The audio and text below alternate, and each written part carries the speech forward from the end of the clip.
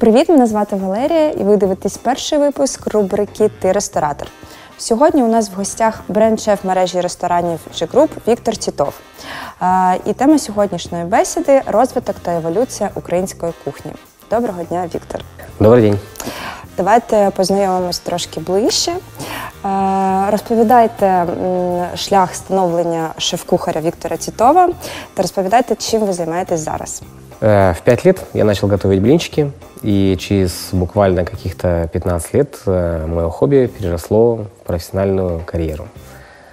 Первоначально я начал готовить на маленькой кухне, и через месяц я стал шеф-поваром. Это было очень для меня вау, но никто из моих друзей в течение 5 лет не знали, что я работаю шеф-поваром, потому что я считаю, что каждый шеф-повар должен пройти определенный путь, а после этого действительно уже можно с гордостью заявлять, что ты являешься шеф-поваром.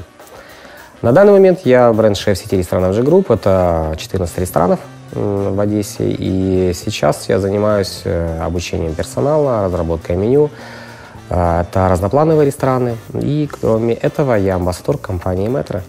Наскільки мені відомо, ви адепт української кухні та її розвитку. З якими кухнями вам доводилося працювати за всі ці роки? Які труднощі виникали і чому ви все-таки прийшли саме до української? Ну, на самом деле, об этом стыдно говорить, потому что вот каждый уважающийся кулинар должен первоначально изучать свою кухню, свою страну, свои традиции, но за счет того, что очень много было проблем с Советским Союзом, и какой-то период население Украины считало, что все-таки вот кухни других стран не лучше, вкуснее, интереснее, нежели родная кухня. Как раз-таки благодаря украинской кухне я стал вот известным шеф-поваром. В один момент я пошел работать на судно, и я понял, что меня не ждет там должность повара, либо шеф-повара. Первый контракт я занимался тем, что я мыл посуду. Вот благодаря украинской кухне я начал готовить на судне, угощать шеф-повара судна, и я наконец-то стал на судне поваром. Поэтому я этой кухне благодарен. Я понимаю, что теперь я должен снести какую-то свою частичку в развитие украинской кухни и сделать ее не менее известной, чем я в Украине. Які складнощі зараз, на ваш погляд, в цій системі українських ресторанів? Чого їм не вистачає? Чого люди охотніше йдуть у азіатські або італійські ресторани, а не обирають для вечері ресторан української кухні? Ну, потому что есть тренды, есть мода, и все еще Советский Союз не ушел из многих людей. Сейчас как раз-таки пошел тренд развития локальной кухни во всем мире, и вот докатился уже до Украины.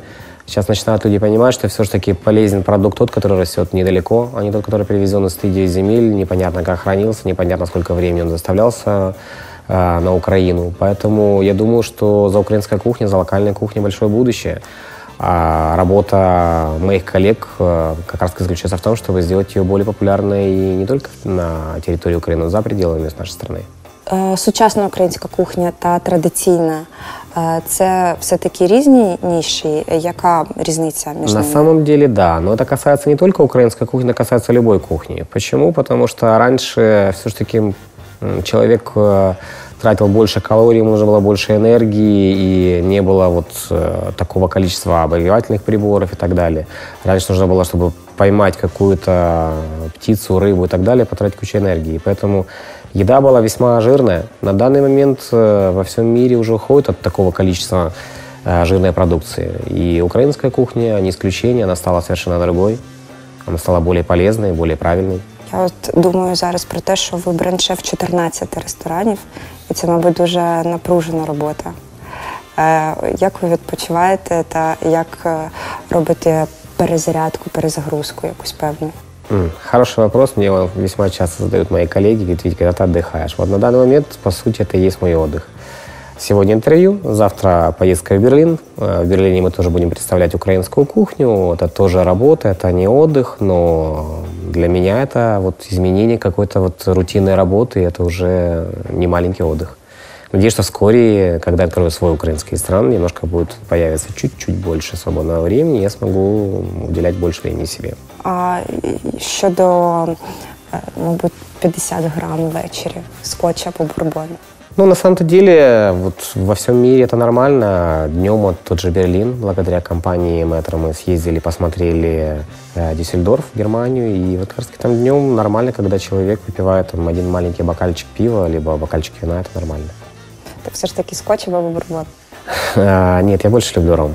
Це питань нема. А який ром? Либо Бакарди Окхарт, либо Капитан Морган Золотой. Дуже гарний вибір. Дюссельдорф. І тому у мене наступне питання. В контексті національних кухонь світових ваші колеги, вони надихаються подорожами, вони подорожують по світу. Як надихаєтесь ви? Чи часто подорожуєте, часто практикуєте гастротури? Ну, я тоже не исключение. На самом-то деле, я считаю, что шеф-повар, который не развивается, который не смотрит, как работают его коллеги, он начинает деградировать. И, по сути, для меня это уже сродни динозаврам, те люди, которые должны вымирать.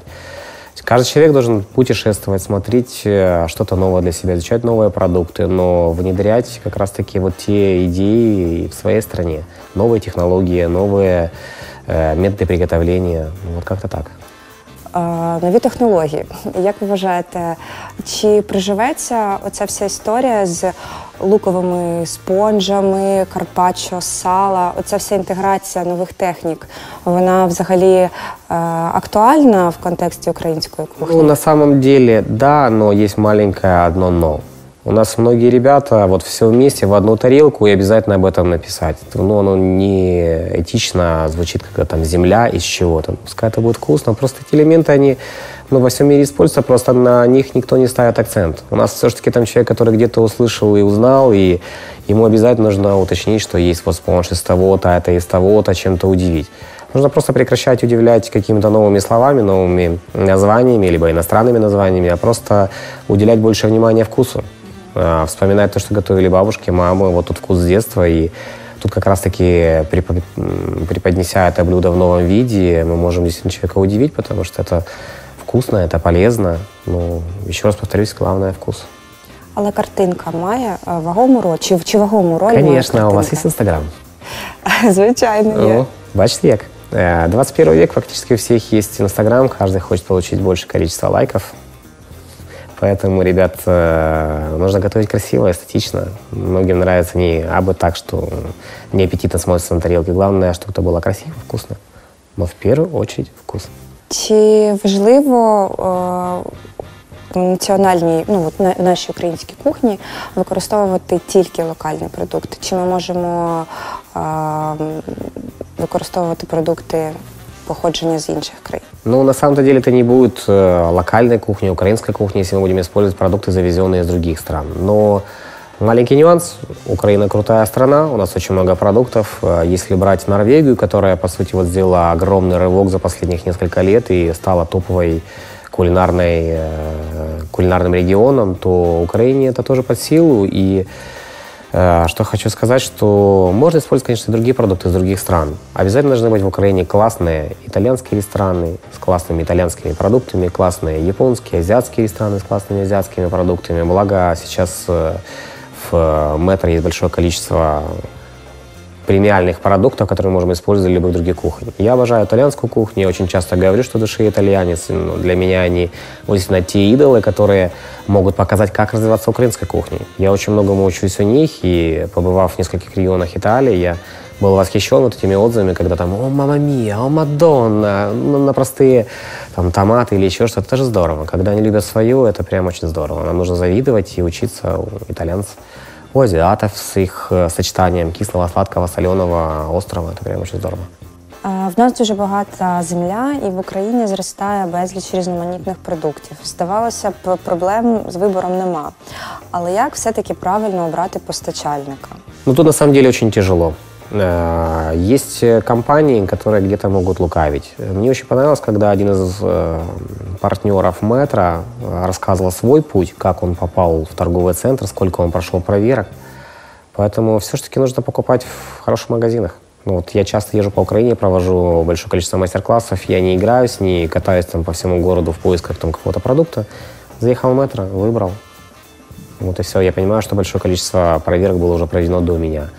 На данный момент я пытаюсь собрать какую-то мини-лабораторию для того, чтобы анализировать продукты у себя на кухне, но на самом деле это очень дорого.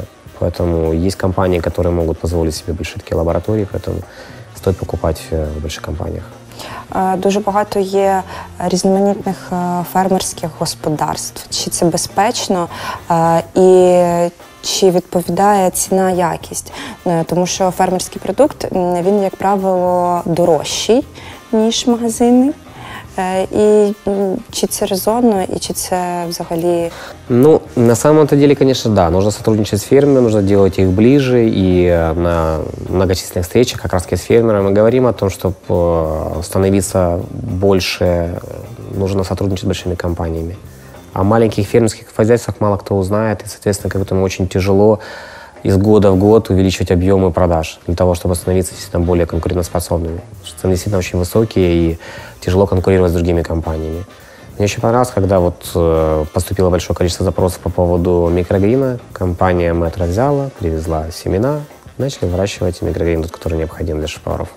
Який український продукт, який росте, вирощується в нашій країні, ви вважаєте таким національним гастрономічним надбанням? Ну, на самом-то деле, у меня такого продукта нету. Сейчас, следующая цель нашей ассоциации – это как раз-таки сделать амбассадорами наших украинских продуктов иностранных шеф-поваров. Мы будем стараться привозить сюда как можно больше иностранных шеф-поваров, чтобы они знакомились с нашими продуктами, так как я путешествую довольно-таки много, и я вижу продукты за пределами Украины. И многие из них как раз-таки немножко хуже по качеству, нежели украинские продукты. Поэтому мне очень хочется показать наш продукт иностранцам, пускай они уже скажут, что такое вот действительно вот то что-то уникальное для них.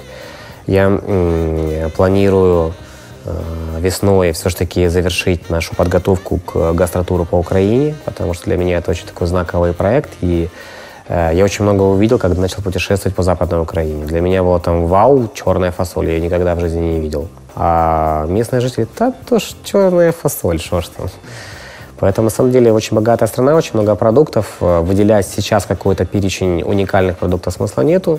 Опять-таки, возвращаясь к локальности, и свекла, и картофель, и томаты, это все продукты были завезены. Вот сейчас начали культивировать спаржу, которая раньше бабушки там, что рос какой-то бурьян, да и рос. Никто не понимал, что такой ценный продукт и растет в Украине. Вот, поэтому время покажет, и я надеюсь, что иностранцы скажут, какие продукты у нас все-таки лучше, чем в других странах.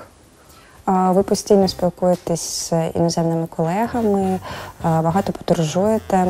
Які б 3 страви, добре, може 5, ви б обов'язково must try для іноземного гостя? Наши украинские. Я часто говорю о некой такой пирамиде, борщ, вареники, галушки, но вот сейчас мне хотелось сказать совсем по-другому. Сейчас в мире тренд ферментация. Мне, конечно же, хочется угощать наших гостей, вот как сейчас сделали ребята из Creative Chef Summit, они очень молодцы. Они повели иностранцев, топовых шеф-поваров на наш базар и угощали обычными соленьями, мочениями и так далее. Тренд ферментация, наши бабушки были задолго до этого тренда в тренде, поэтому стоит все-таки прислушиваться к предкам и развивать нашу культуру и наші традиції. Серед рестораторів, мабуть, є якась певна конкуренція, чи є така штука між кухарями?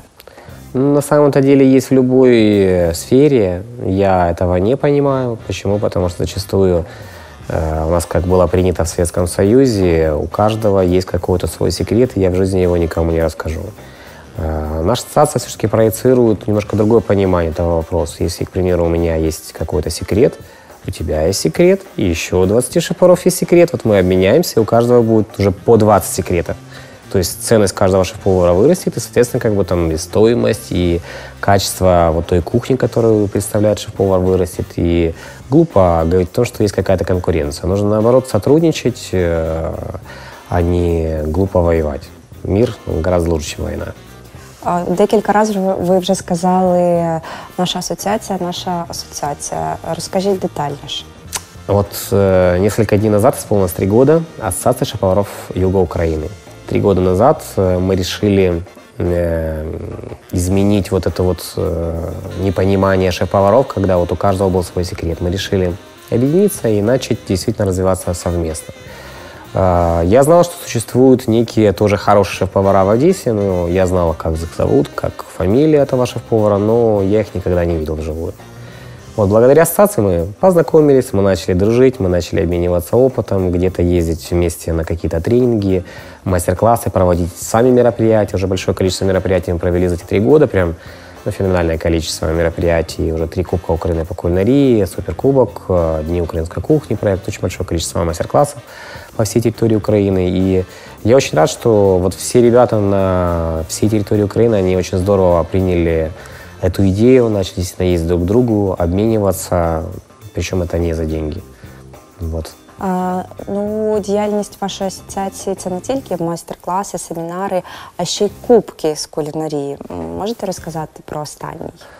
Что касаемо кубка, то у нас он немножко отличается, нежели в тех странах, в которых я побывал на этих мероприятиях, подобных мероприятиях за пределами страны. У нас нет возрастного ограничения.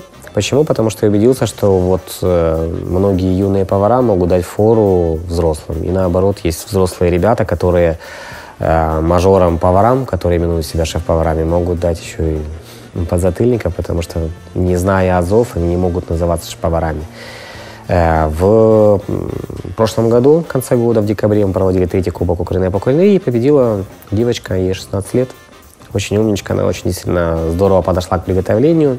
И в финале каждый из участников, попавших в финал, он не знает, какие продукты будут задействованы. Лукавить не буду, я опять выбрал продукты Метро, подготовил их, классную ягнятину от тоже наших партнеров, и мы предоставили эти продукты нашим участникам. То вот как раз вот девочка 16 лет, она дала фору многим взрослым шеф-поварам.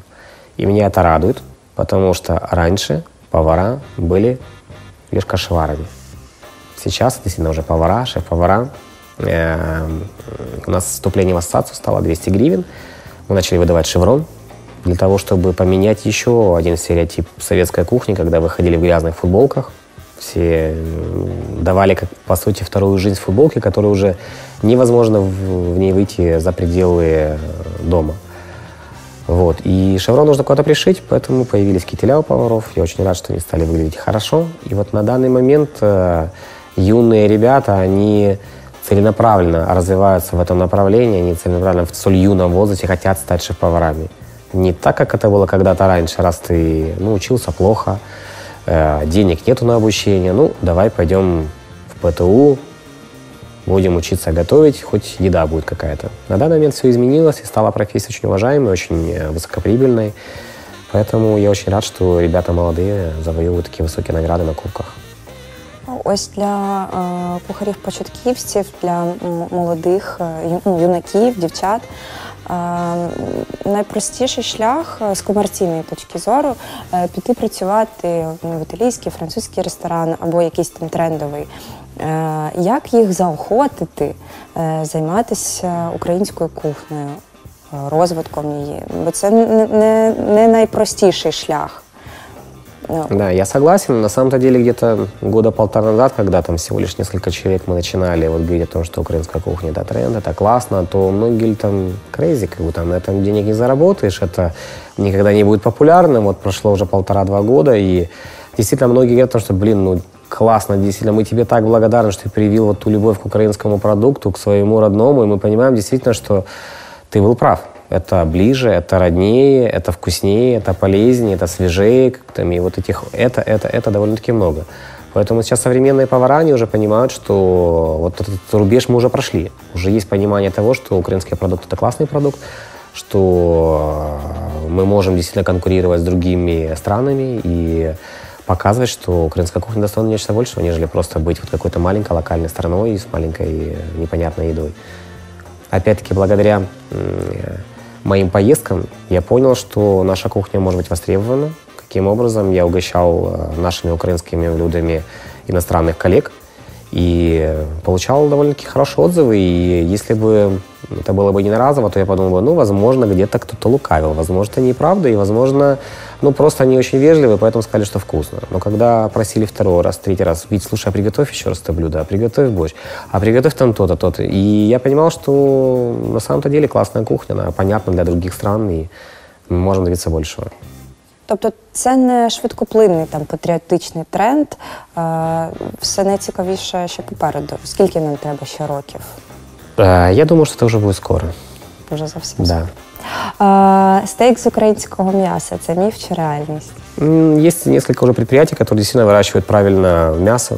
Это не беговая скотина, которая бегала по лесам, полям, лугам, накачала мышцы, действительно уже начался правильный откорм.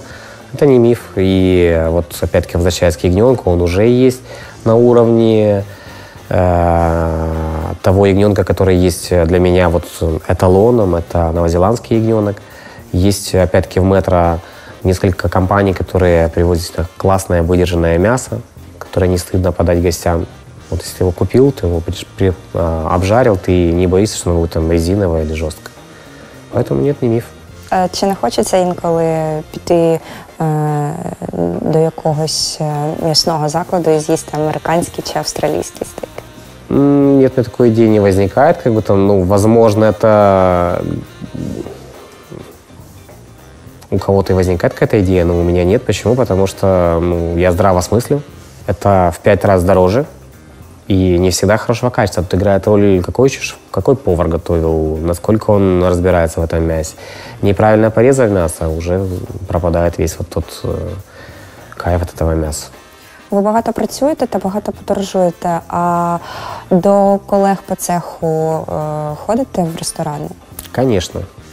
Очень не нравится, что еще вот есть такой стереотип, что если ты приходишь к кому-то, на разведку, что там. На самом деле нет, просто вкусно, как бы там хочется посмотреть, как кто готовит, это нормально.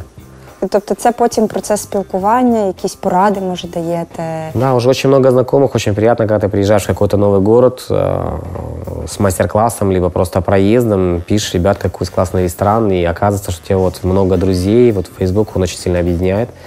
И я вижу, как большое количество поваров следят вот за этими новыми трендами и приглашают к себе в ресторан, спрашивают какие-то советы, ты сам смотришь что-то новое. Вот почему, опять-таки, идея появилась проведение кубка. Это на одном соревновании я был в качестве жюри, видел, как молодые поварята что-то готовили. И проработав уже больше 15 лет на кухне, я понял, что, соус из ревни – это гениально. А готовили молодые повара. Если я что-то для себя нахожу новое, то, значит, нужно такие мероприятия сделать в Одессе для того, чтобы ребята больше обучались, видели что-то новое для себя. Поэтому я думаю, что вскоре таких мероприятий в Украине станет больше, и Украина станет действительно такой державой кулинарной. У вас буває таке, коли ви приходите до ресторану ваших колег, замовляєте страву, куштуєте і вау, чому я не додумався до цього раніше? Нет, такой идеи у меня в голову не приходило. Бывает просто действительно, я думаю, вау, вкусно, здорово, молодчага. Вот такое бывает. Если я знаю, что иду в какой-то ресторан, там, где работает мой друг, то чаще всего я не говорю ему об этом. Просто пришел, покушал, потом я могу сказать, спасибо, было очень вкусно. Для того, чтобы не было потом разговора, специально позвонил, что-то, чтобы получше было, нет. Очень много хороших поваров, они очень классно относятся к работе и рад бывать в них в гостях. Це приємно, коли сфера розвивається і коли в закладі смачно, то значить рівень зростає. Взагалі, у порівнянні з такими гастрономічними, назвемо їх так, столицями, там Італія, Франція, на якому ми зараз рівні в плані сервісу та роботи зі своїм продуктом? Тут трудно сказать, в каждой стране есть и хорошие, и плохие заведения. Вот я часто бываю в разных странах и вижу, как многие наши украинские рестораны могут дать еще хорошую фору тем ресторанам, в которых я бываю, даже с отметками, со звездами Мишелин или 50 Best Restaurant of the World. Тут всегда по-разному. Есть классные рестораны, есть плохие рестораны в любой стране. Культура споживання в нас зросла, достатньо зросла за останні декілька років. Як прискорити всю цю історію? Оно само по себе пройдет. На самом-то деле я очень рад, что немножко вот уже поменялись стереотипы, что ресторан – это только лишь праздник. Ресторан – это еда. Кафе, ресторан – это просто для того, чтобы просто поесть. Я очень был удивлен и восторжен поездкой в Израиль, когда я видел, что люди просто там каждый день ходят кушать. Это просто вот не для пафоса, и как раз таки интерьеры они попроще, инвестиции поменьше, а вот главное – это еда, это все, что связано с кухней. И вот сейчас я вижу, что для меня было удивлением, когда 7 января, вроде бы, казалось бы, все должны наесться кути и спать дома, а ресторан полный. Огромная посадка, около 360 у нас посадка, и полный ресторан. Я понял, что сегодня вот люди уже пришли к тому, что это праздник. Зачем на праздник действительно тратить столько сил, чтобы приготовить что-то дома? Можно пойти вкусно поесть в хороших ресторанах. Я знаю, що ваша головна мета – це вивести українську кухню на світовий рівень, на світову арену кулінарну. Чи є у вас вже якийсь конкретний план дій і як компанія Metro вам допомагає в цьому? На самом деле это так. Я считаю, что каждый шеф-повар должен стремиться к тому, чтобы популяризировать свою родную кухню. Это касаемо любого шеф-повара любой страны. Я очень рад, что в нашей стране есть уже большое количество шеф-поваров, которые действительно в этом помогают друг другу. Одному это сделать невозможно нам, но это невозможно сделать без поддержки партнеров. И вот на данный момент я очень рад, что такой проект появился в Metro, и как раз-таки выбрали в нашей стране вот этот путь. Это не развитие какого-то ресторана одного, либо помощь какому-то бизнесмену там, в другом вопросе, либо там какие-то, может быть, IT-новые технологии. Как раз-таки выбрали мою идею, это развитие украинской кухни, помощь в популяризации ее за пределами страны. Вскоре будет несколько поездок за пределы страны для того, чтобы показать, что такое украинская современная кухня. Одна из них сейчас будет в Берлин, но и в ближайшее время с компанией Metro будет несколько поездок, которые будут показывать, что такое современная украинская кухня. Потому что у многих наших соотечественников в мозгу осталась эта пюрешечка, там, чик-чик ложечкой, латучок и котлетка. Вот что такое украинская кухня. Нет, это не так. Она современная, она точно так же прогрессирует, как и другие кухни мира. Поэтому я думаю, что совместно с компанией Metro мы сможем это сделать в ближайшее время. Ви казали, що хотіли б відкрити, маєте за мету відкрити вже свій ресторан. Це буде ресторан української кухні. Да, конечно. Только так. Сейчас на данный момент, когда ты просто шеф-повар, это круто. Когда ты шеф-повар 2 за 1, это хорошо. Когда там 3, это вообще здорово. А когда 5, 6, 7, 8, уже пора открывать что-то свое. Очень хочется открыть вот ресторан свой. Мне прям очень импонирует наша родная еда. И мне хочется действительно, чтобы это был правильный ресторан с правильной едой, современный. И я думаю, что тоже в ближайшее время получится его открыть. Інстаграмний. Давайте проведемо невеличкий бліц. М'ясо чи риба? Мясо. Море чи гори? Море. Іспанія чи Португалія? Однозначно Испания. Чому? Испания – это для меня это мекка кулинарии. Я побывал в Испании, в Сан-Себастьяне. Это просто какой-то взрыв эмоций. Это ребята, которые фанаты еды. Они делают просто невероятные вещи с едой. Гриль чи мангал? Хотя Португалия тоже шедеврально. Я думаю, что гриль и мангал нет разницы. Мне что так, одно и то же. Ну, все ж таки, гриль чи мангал? Ну, давайте мангал. Риболовля чи полювання? Рыболовля. Чому?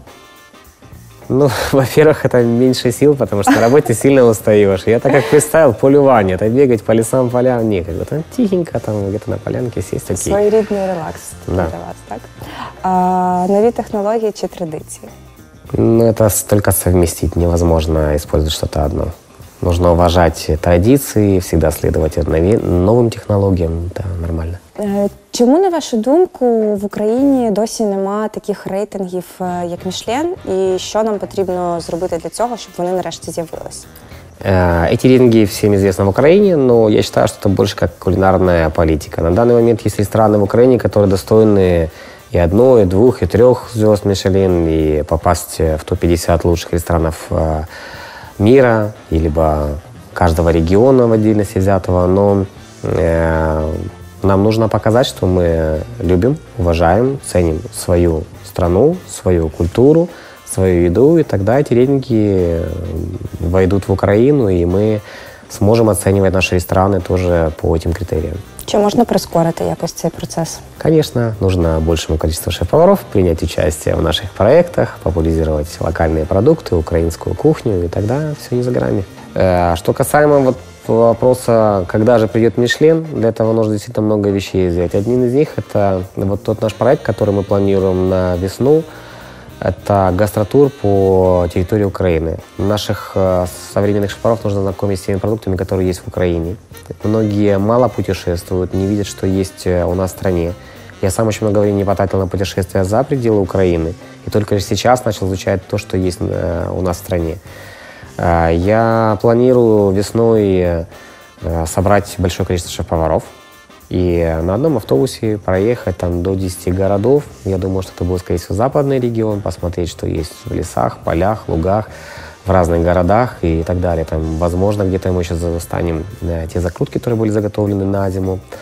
Вот. И мы планируем провести большое количество мастер-классов для того, чтобы обмениваться опытом.